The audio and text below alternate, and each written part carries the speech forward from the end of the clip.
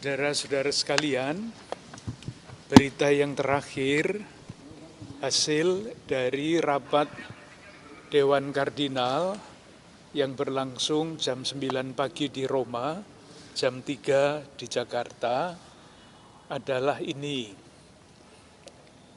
Besok Rabu, artinya besok pagi-pagi jam 9, jenazah Paus Fransiskus akan dibawa dari Casa Santa Marta, tempat beliau tinggal, lewat prosesi yang lumayan panjang, akan masuk ke Basilika Santo Petrus. Prosesi akan dipimpin oleh yang disebut Kepala Rumah Tangga Vatikan, seorang kardinal. Sudah diputuskan juga bahwa pemakaman akan dilaksanakan pada hari Sabtu, tanggal 26 April, mulai jam 10 pagi. Yang akan memimpin pemakaman adalah Kepala Dewan para Kardinal yang namanya Kardinal Battista Re. Sesudah itu terus masih akan dilangsungkan yang namanya masa berduka cita selama beberapa hari.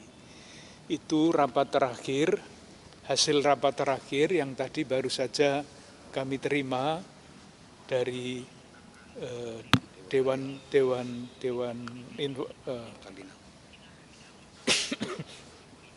dari Dewan Pers Vatikan. Romo, untuk di katedral sendiri ada agenda khusus atau misa khusus untuk Bapak Paus Fransiskus? Besok hari Kamis, besok hari Kamis jam 6 sore akan ada misa requiem di gereja katedral ini. Misa akan dipimpin oleh Duta Besar Vatikan untuk Indonesia yang adalah seorang wakil dari Paus. Bapak Ketua KWI, Konferensi Wali Gereja Indonesia, akan hadir. Beberapa uskup yang bisa hadir akan hadir juga di sini. Saya ikut di dalam misa konselebrasi itu. Dan Romo Sekretaris sudah mengirimkan surat ke paroki-paroki di seluruh Keuskupan Agung Jakarta untuk merayakan Ekaristi untuk arwah Bapak Suci Paus Fransiskus. Jadi paroki-paroki di Keuskupan Agung Jakarta yang jumlahnya 69 diharapkan pada hari yang sama Kamis sore mengadakan upacara duka misa arwah di paroki masing-masing. Atau kalau belum sempat pada hari Kamis sore, nanti bisa memilih hari sendiri untuk mengadakan upacara itu. Itu hanya untuk wilayah Jakarta saja, Romo, atau untuk seluruh umat Katolik di Indonesia, paroki-paroki di Indonesia?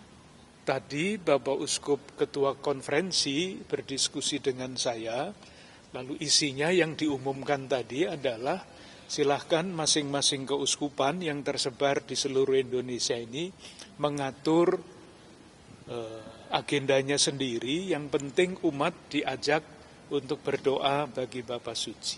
Jadi tergantung dari keuskupan masing-masing. Untuk hari ini? Untuk hari ini misa biasa, tetapi tentu saja di dalam perayaan Ekaristi itu ada bagian yang isinya mendoakan arwah yang sudah meninggal. Pasti beberapa hari ini nama Paus Fransiskus disebut sebagai yang sudah wafat, tetapi tidak disebut lagi di dalam doa syukur agung yang biasanya isi doanya adalah menjaga kesatuan bersama dengan Paus kami Fransiskus dan uskup namanya disebut. Tetapi karena sekarang Paus sudah wafat, nama Paus Fransiskus tidak disebut lagi di dalam doa itu, tapi disebut pada bagian yang sudah meninggal. Sejauh ini Romo ada yang terkonfirmasi akan datang langsung ke pemakaman Paus Paus Fransiskus di Vatikan? Yang sudah memberitahu saya adalah Bapak Ketua Konferensi Wali Gereja Indonesia. Tentu saja kalau mendapatkan tiket ya, karena ini mendesak sekali. Besok dimakamkan hari Sabtu, itu artinya harus berangkat hari Kamis. Kalau ada tempat di pesawat tentu saja. Karena kalau tidak ya nanti terlambat sampai ke sana. Tapi pasti Bapak Uskup Bandung, Uskup Antonius Benyamin Subianto akan berangkat. Romo, mungkin boleh diedit kembali apa sih peninggalan Bapak Paus Fransiskus pada saat mungkin dia datang ke sini, khususnya di gereja katedral? Peninggalannya adalah warisan rohani. Warisan yang sangat kaya, kita semua menyaksikan itu. Saya rasakan khususnya tentu bersama-sama dengan yang lain ya. Misalnya saya sebut ya, panitia penyambutan Paus bulan September yang lalu, itu anggota-anggotanya tidak mau bubar. Karena begitu terkesan dan begitu merasa terberkati dengan menjadi panitia itu, sehingga sampai sekarang grup WA-nya itu masih berlangsung. Mereka menyebut diri bukan panitia lagi karena sudah tidak ada panitia, tetapi namanya alumni panitia penyambutan Paus, misalnya itu. Jadi bisa dibayangkan seperti apa hati mereka yang tergerak. Romo Ulun mungkin bisa lebih bercerita karena beliau adalah salah satu pemegang peran besar di dalam kepanitiaan itu. Yang juga sangat mengharukan adalah kesaksian dari beberapa teman dengan latar belakang iman yang berbeda. Semuanya memberikan kesaksian yang sangat baik. Paus Fransiskus itu bukan sekedar pemimpin gereja Katolik, tetapi adalah pribadi yang mewariskan nilai-nilai kemanusiaan yang mulia. Hampir semua mengatakan itu. Isinya itu. Jadi tidak memandang agamanya itu apa, tapi beliau adalah tokoh kemanusiaan. Sampai akhir hayatnya kan, kalau kita ingat hari Minggu yang lalu, dalam keadaan kesehatan yang sudah begitu tidak bagus, masih datang ke lapangan Santo Petrus, dan masih berbicara tentang perdamaian. Itulah yang ada di dalam hatinya, itulah yang beliau ajarkan dalam berbagai macam kesempatan dan dengan teladan. Jadi misalnya saya ambilkan contoh ya. Kenapa beliau waktu datang ke sini itu mobilnya tidak ditutup jendelanya. Itu bukan karena alasan praktis saja.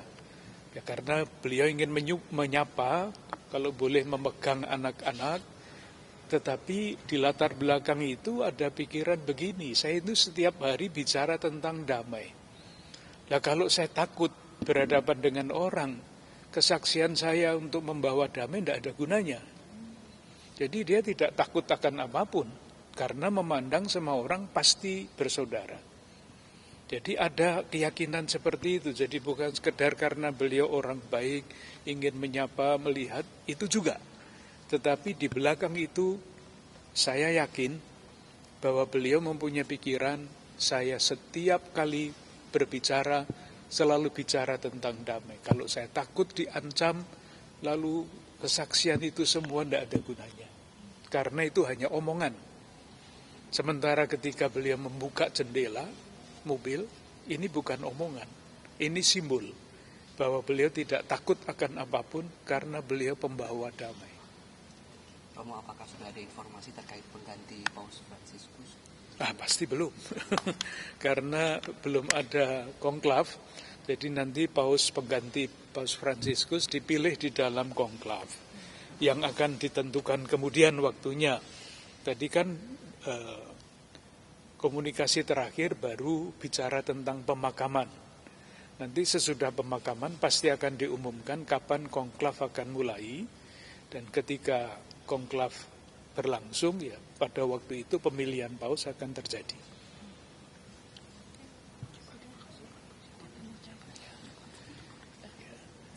Sekarang atas nama umat Katolik di Indonesia, dengan tulus saya ingin mengucapkan terima kasih kepada Bapak Presiden yang menyampaikan bela duka terhadap berangkatnya Paus Fransiskus. Para pemimpin bangsa kita yang dengan berbagai macam cara juga menyampaikan ikut berbela duka. Memberikan kekuatan bagi kami, semuanya merasa sedih, tetapi kehadiran para pemimpin bangsa, para pejabat, sungguh-sungguh meneguhkan keyakinan kami bahwa kita semua diwarisi dengan nilai-nilai kemanusiaan yang pantas kita lanjutkan. Dan mungkin saya berani mengatakan tanggung jawab kita semua warga negara Indonesia adalah mewujudkan harapan-harapan dan cita-cita Paus Fransiskus yang belum kesampaian. Terima kasih. Terima kasih.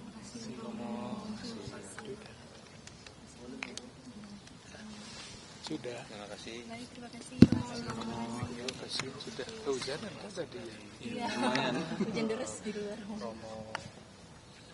Baik, terima kasih banyak. Selamat sore. Sudah tanya ke Nunsiatura, Kedutaan Besar Vatikan. Itu. Ada tim lain di sana. Ada tim yang di sana. Oh gitu. Iya. Oh ini banyak sekali. Masih banyak warga juga.